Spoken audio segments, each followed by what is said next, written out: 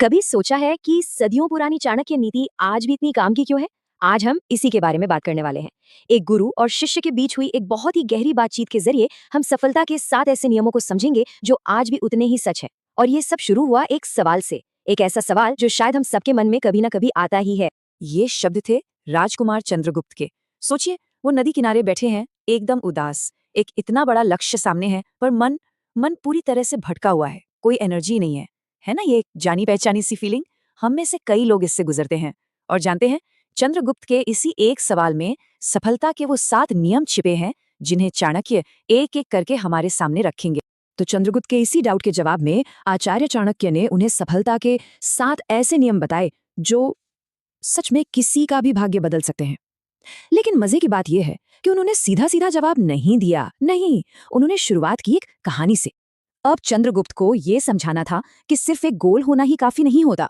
इसके लिए चाणक्य ने उन्हें एक आलसी किसान की कहानी सुनाई। ये कहानी हमें बताती है कि कर्म और अनुशासन का क्या महत्व है। तो कहानी है रामलाल की, एक किसान जिसका परिवार बड़ा था और सिर पर कर्ज का भारी बोझ। उसकी, कह सकते हैं कि एकमात्र उम्मीद उसका वो छोटा सा खेत था। लेकिन रामलाल का सबसे बड़ा दुश्मन कोई बाहर नहीं था, वो था उसका अपना आलस। और यहीं पर रामलाल की सोच देखने वाली है। उसने बीज तो बो दिए, बस उसके बाद वो एकदम बेफिक्र हो गया। उसे लगा कि भाई प्रकृति और भाग्य अपना काम कर ही लेंगे।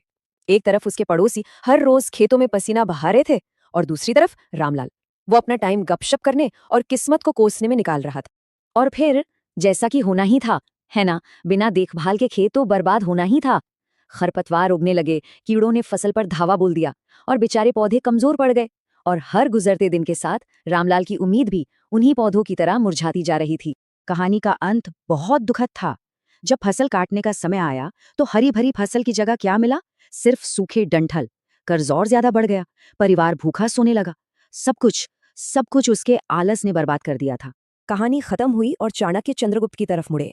उन्होंने कहा कि रामलाल ने जो गलती की, उसी में सफलता का पहला और सबसे जरूरी नियम छिपा है।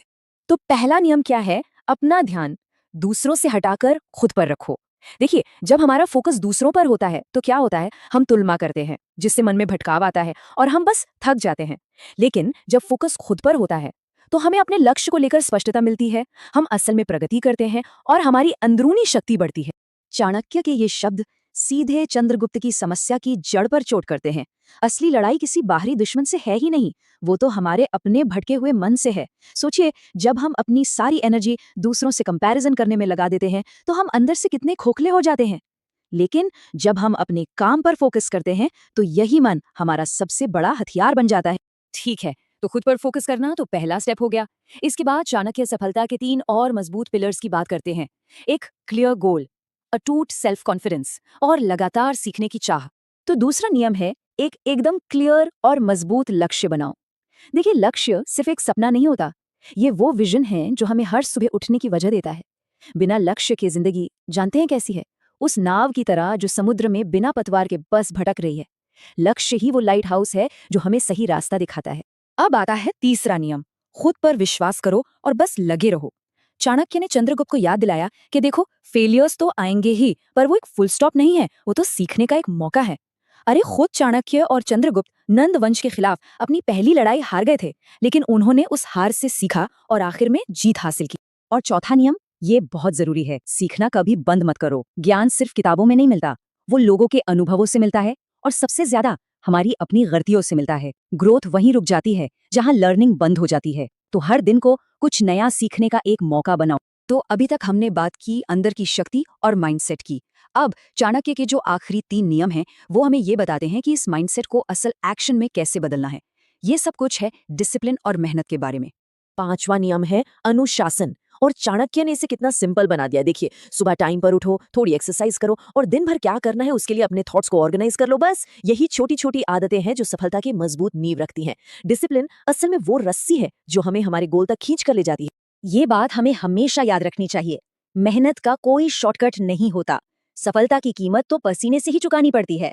और हाँ, ये सिर्फ फिजिकल मेहनत की बात नहीं हो रही है, ये मेंटली और इमोशनली खुद को हर रोज अपने काम में झोंक देने की बात है। छठा नियम एक तरह से एक वार्निंग है, कभी खाली मत बैठो। क्योंकि जब हम कुछ नहीं कर रहे होते तो हमारा दिमाग कहाँ जाता है? नेगेटिव थॉट्स की तरफ। चिंता, स्ट्रेस, डर, ये सब हमारे मन में अपना घर बना लेते हैं। सच तो ये है कि खाली बैठना प्रोग्रेस का सबसे बड़ा दुश्मन। और फिर आता है 7वां और आखिरी नियम, जो छठे नियम का ही पॉजिटिव साइड है। अपने फ्री टाइम को बर्बाद करने की जगह उसका क्रिएटिवली इस्तेमाल करो। कोई नई स्किल सीखो, अपने फ्यूचर के लिए प्लानिंग करो, या कुछ ऐसा करो जिससे ग्रोथ हो। हर पल को प्रोग्रेस का एक मौका बना लो। तो इन 7 नियमों का निचोड़ क्या है? चाणक्य का जो आखिरी संदेश है, वो इन सभी नियमों को एक साथ जोड़कर हमें सक्सेस की एक क्लियर पिक्चर देता है। आखिर में चाणक्य हमें यही सिखाते हैं कि सफलता कोई एक्सीडेंट नहीं है, ये एक प्रोसेस है। ये नतीजा है एक क्लियर गोल तय करने का, अपना फोकस पूरी तरह से खुद पर रखने का और हर रोज डिसिप्लिन के साथ छोटे छोटे स्टेप्स लेने का। असल में यही यही है सफलता का असली रास्ता। तो आखिर में सवाल बस यही है, सफलता के रास्ते में हमारा सबसे बड़ा दुश्मन कौन है? बाहर के हालात या हमारा अपना भटका हुआ मन? इस सवाल का जवाब ही